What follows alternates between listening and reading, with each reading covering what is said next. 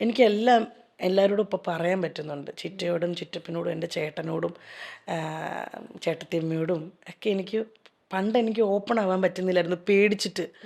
ആരെ പേടി? സമൂഹത്തിനെയായിരുന്നു എനിക്ക് പേടി. അവരെന്ത് വിചാരിക്കും, അയ്യോ ഇവരിത് അറിഞ്ഞു കഴിഞ്ഞാൽ എന്താവുമോ. പക്ഷെ ആ പേടി ഇപ്പോൾ പോയി. എൻ്റെ വീട്ടുകാർക്ക് പ്രശ്നമില്ലെങ്കിൽ പിന്നെ ഞാൻ ഒരാളെയും പേടിക്കേണ്ട കാര്യമില്ല.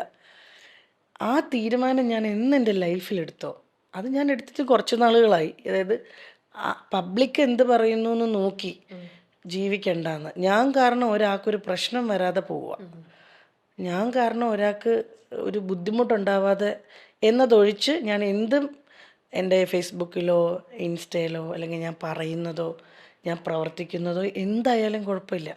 ഞാൻ കാരണം എന്ത് സംഭവിക്കുന്നു, അല്ല ഞാൻ കാരണം ഒരാൾക്ക് ഇപ്പം ഞാനൊരു വേർഡ് യൂസ് ചെയ്തു, അത് രമ്യക്ക് ഹേർട്ടായെങ്കിൽ അതെനിക്ക് ബുദ്ധിമുട്ടാണ്.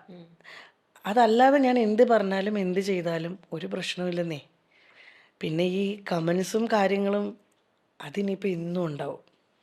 നമുക്ക് എല്ലാരും പ്ലീസ് ചെയ്തിട്ട് ഒരിക്കലും ഒരിക്കലും നമുക്ക് ജീവിക്കാൻ പറ്റില്ല. പിന്നെ ഒറ്റ കാര്യമുള്ളൂ, ഇതെല്ലാം ആലോചിച്ച് നമ്മൾ കമൻസ് അവരെന്ത് വിചാരിക്കും ഇവരെന്ത് വിചാരിക്കുമെന്ന് നോക്കി നമ്മൾ മുന്നോട്ട് പോയാൽ നമ്മുടെ ജീവിതം തീർന്നു പോകുന്നേ. അങ്ങനെ ചിന്തിക്കാനേ പാടില്ല. ഇപ്പം ഈ നിമിഷം ഉണ്ടല്ലോ, ഇത് ഭയങ്കര ഗിഫ്റ്റഡാ. ഈ സമയം ഇതിപ്പോൾ കഴിഞ്ഞ് നമുക്ക് പോയി കഴിഞ്ഞാൽ ഇനി ഇതുപോലെ തന്നെ ഷൂട്ട് ചെയ്യാൻ പറ്റൂല്ലല്ലോ.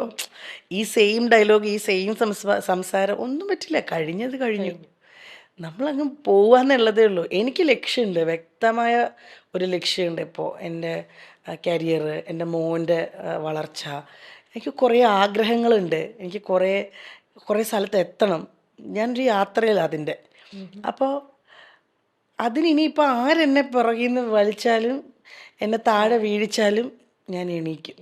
അത് ഞാൻ എൻ്റെ കഴിഞ്ഞ കുറച്ച് ഒരു 1-2 മാസം ഞാൻ കുറേ പ്രശ്നങ്ങളിലൂടെ, അതായത് പ്രശ്നങ്ങളിലൂടെ എന്നല്ല, ഭയങ്കര സന്തോഷമുള്ളൊരു കാര്യമാണ്. ഞാനൊരു പ്രൊഡക്ഷൻ കമ്പനി സ്റ്റാർട്ട് ചെയ്തു, വീണ നായർ പ്രൊഡക്ഷൻ എന്നുള്ള പേരിൽ. അതെൻ്റെ ലൈഫിൽ ഏറ്റവും ഭയങ്കര ഒരു ഹാപ്പി മൊമെൻ്റാണ്.